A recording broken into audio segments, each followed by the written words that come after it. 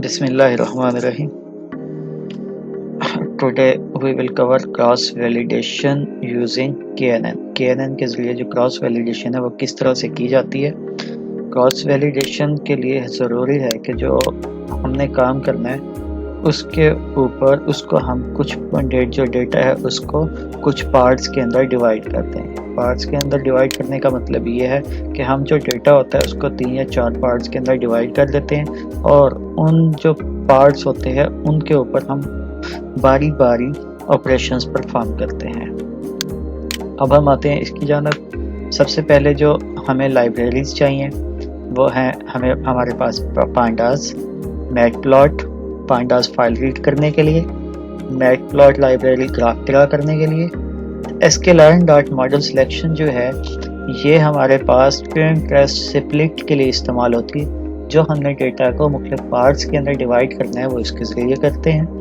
उसके बाद sklearn.neighbors ये हमारे पास जो लाइब्रेरी है, ये जो लाइब्रेरी है ये हमारे पास जो हमारा KNN का क्लासिफायर है उसको कॉल करने के लिए इस्तेमाल होती है। और इसके बाद sklearn के अंदर हम मैट्रिक्स को कॉल करते हैं। मैट्रिक्स किसके लिए होते हैं? कैलकुलेशंस के लिए या रिजल्ट जनरेट करने के लिए। और एंड में हमारे पास numpy है। numpy को हम आगे देखते हैं ये किस लिए इस्तेमाल होती है। अब हम आते हैं हमारे डेटा की जानब। सबसे पहले मैं आपको डेटा दिखाता हूँ। जो हमें डेटा है हमारे पास जो दिया गया है लिंक के अंदर, अगर हम उस लिंक को खोलें तो हमारे पास यहाँ पे ये डेटा सेट दिया हुआ है। डेटा सेट के अंदर 2 तरह के डेटाज हैं, एक रेड वाइन क्वालिटी और एक वाइट वाइन क्वालिटी। हमने क्या करना है, इन दोनों के ऊपर ऑपरेशंस परफॉर्म करने हैं। अगर हम इस डेटा को सिंपली रीड करते हैं तो ये जो है ये कुछ इस फॉर्म के अंदर मौजूद है, यानी कि ये हमारे पास सेमी कॉलन सेपरेटेड डेटा है, या जिसे हम कहते हैं हमने जो काम किया पहले वो कॉलन सेपरेटेड डेटा के ऊपर किया है। तो ये जो है ये सेमी कॉलन सेपरेटेड डेटा मौजूद है। इसको हम सेपरेट करने के लिए हमने इसको इस तरह से कॉल नहीं किया, हमने थोड़ा सा इसको चेंज कर दिया। चेंज इसलिए किया है कि जो हमारे पास डेटा है उसको हम अलग अलग कॉलम्स के अंदर जब तक नहीं रखेंगे तब तक हम उसके ऊपर ऑपरेशन परफॉर्म नहीं कर सकते। तो हमने क्या किया, हमने वही पांडास की लाइब्रेरी को कॉल किया, उसके ज़रिए रीड CSV का फंक्शन लगाया और यहाँ पे हमने दे दिया जो हमारा डेटा है उसको सेपरेट किसकी बेस के ऊपर करना है, सेमी कॉलन की बेस पे। और दूसरी बात जो हेडर था वो हमारे पास ये ऊपर कुछ और तरह से आ रहा था, हमने यहाँ से उसका हेडर रिमूव कर दिया। क्यों? अभी हमें हेडर, वो जो हेडर है उसकी ज़रूरत नहीं है। तो अब हम आगे चलते हैं। तो हम आगे क्या किया, हमने जो कॉलम्स के नेम थे वो जो हमारे पास यहाँ पे पहली रो आ रही है, अगर हम इसको दोबारा से देख लें तो वो किस तरह से है। मैं यहाँ पे सिंपल रेड को व्यू करवाता हूँ।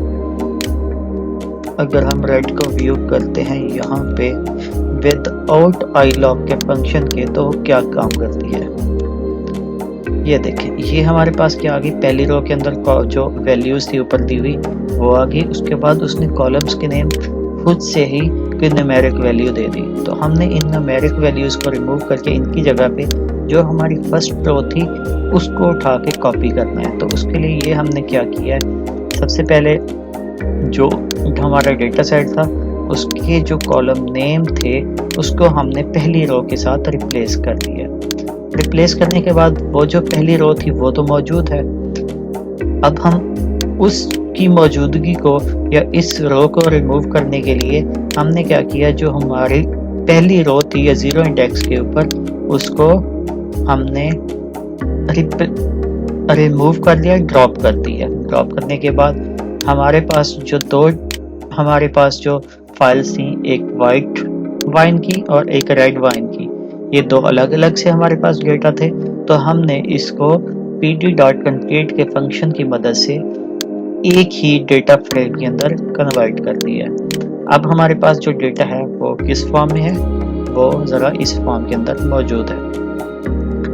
अब हमने पता है जो हमारे पास जो क्वालिटी है वो कौन से कॉलम में है, क्वालिटी वाले में। अब हमें उस कॉलम को भी अलग से करना है, तो उसके लिए हमने एक वेरिएबल डिक्लेयर किया क्लास लेबल का, उसके अंदर हमने क्वालिटी को पास कर दिया। उसके बाद हम देखते हैं कि कौन सी क्वालिटी सबसे ज़्यादा है वाइन के अंदर, या कौन सी वेरिएबल की तादाद बहुत ज़्यादा आ रही है हमारे लेबल्स के अंदर। तो हमने एक SNS की लाइब्रेरी कॉल की है सीबॉर्न से, और उसके ज़रिए हमने काउंट प्लॉट का एक फंक्शन है, उसके अंदर हमने डेटा फ्रेम से वो वाला कॉलम जिसके ऊपर हमने देखना है कौन सी वैल्यू ज़्यादा आ रही है उसको पास कर दिया है। तो सिंपल उसने क्या किया, ये हमें ग्राफ में दिखा दिया है। जो सबसे ज़्यादा डेटा है अबाउट 2500 प्लस, वो क्वालिटी 6 का है। उसके बाद हमने यहाँ से देखने के बाद हम इस तरह से भी डेटा को देख सकते हैं, यानी कि हमारे पास data frame class level dot value count का एक फंक्शन होता है, उसकी मदद से हम यहाँ पे भी देख सकते हैं कौन सी वैल्यू बहुत ज़्यादा बार आ रही है। उसके बाद हमने एक शफल का फंक्शन कॉल किया है। शफल का फंक्शन क्यों कॉल किया है, हमने जो रेड और वाइट वाइन का डेटा था उसको अलग अलग किया था। पहले इसमें क्या किया था, वाइट वाइन का डेटा था, उसके बाद रेड वाइन का डेटा था।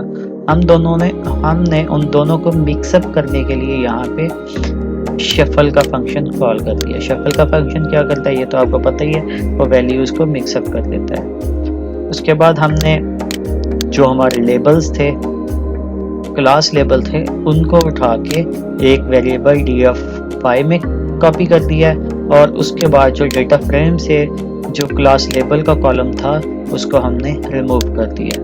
अब हमारे पास दो वैल्यूज आ गई हैं, एक dfy या लेबल्स और दूसरा dfx या डेटा फ्रेम।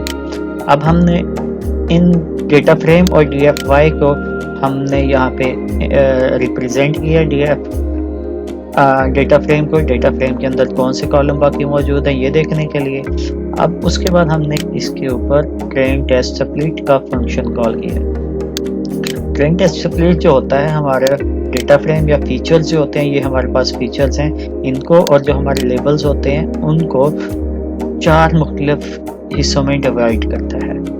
एक हमारे पास जो फीचर्स होते हैं उनको 2 में, test features, train features, test features, और इसी के साथ ट्रेन लेबल्स और टेस्ट लेबल्स। उसके बाद हमने क्या किया है, इसका क्लासिफायर कॉल किया है। क्लासिफायर किस KNN नाइबर्स का, उसके अंदर हमने बता दिया है कि हमने जो 5 वैल्यूज को देखना है, 5 वैल्यूज तक देखना है कि वो एक दूसरे के नज़दीक हैं या नहीं।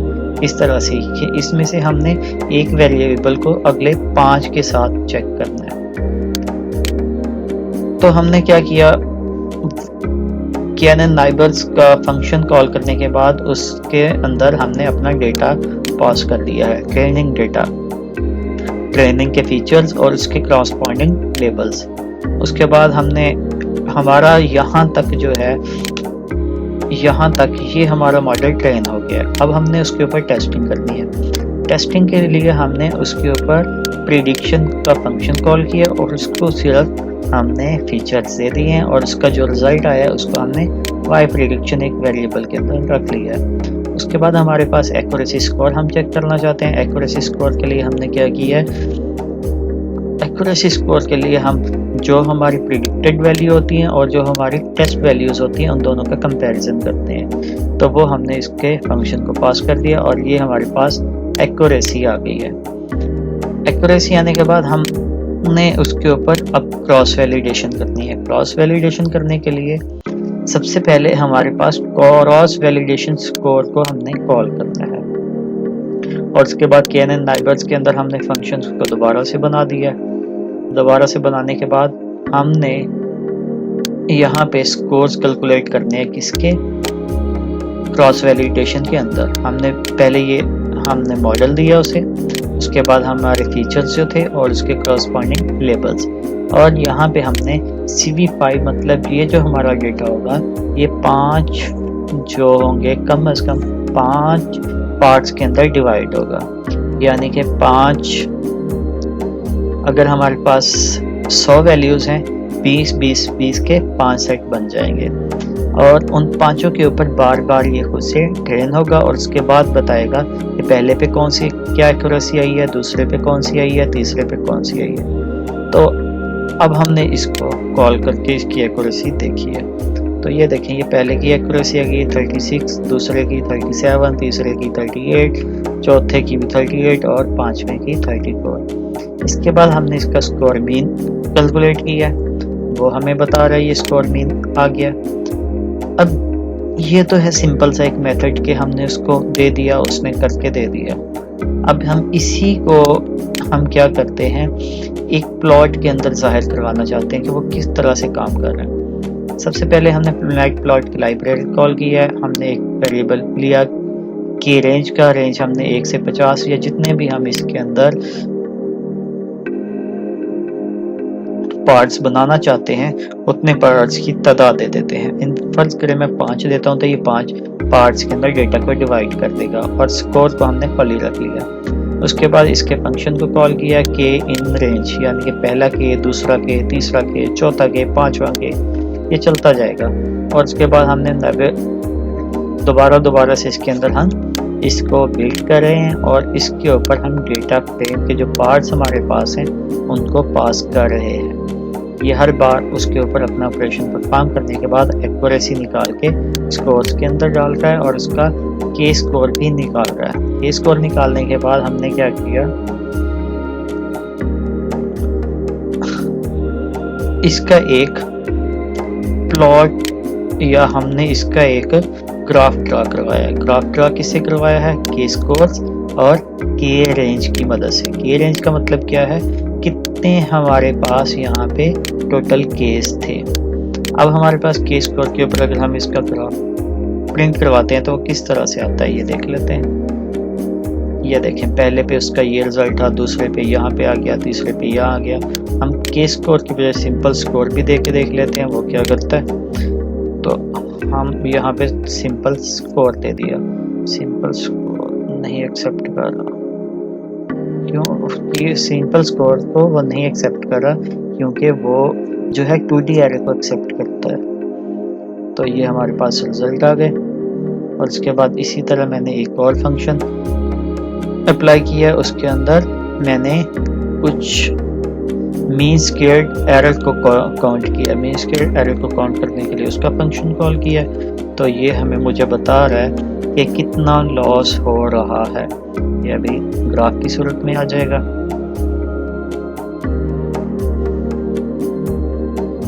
क्योंकि यहाँ पे मैंने इसका जो साइज है वो 50 रखा हुआ है, तो वो 50 बार चेक करके फिर से आएगा। तब तक हम इंतज़ार करते हैं ये क्या करके आता है। ये देखिए, ये इसने इसके 50 की 50 वैल्यूज़ या 50 के 50 पार्ट्स का हमें रिजल्ट दे दिया है। हम इसको 5 पे भी चेक कर लेते हैं। ये 5 पे इसके ऊपर लॉस क्या आता है, तो ये देखिए ये लॉस की शरह भी उसने दिखा दी है। ये था हमारी तीसरी असाइनमेंट।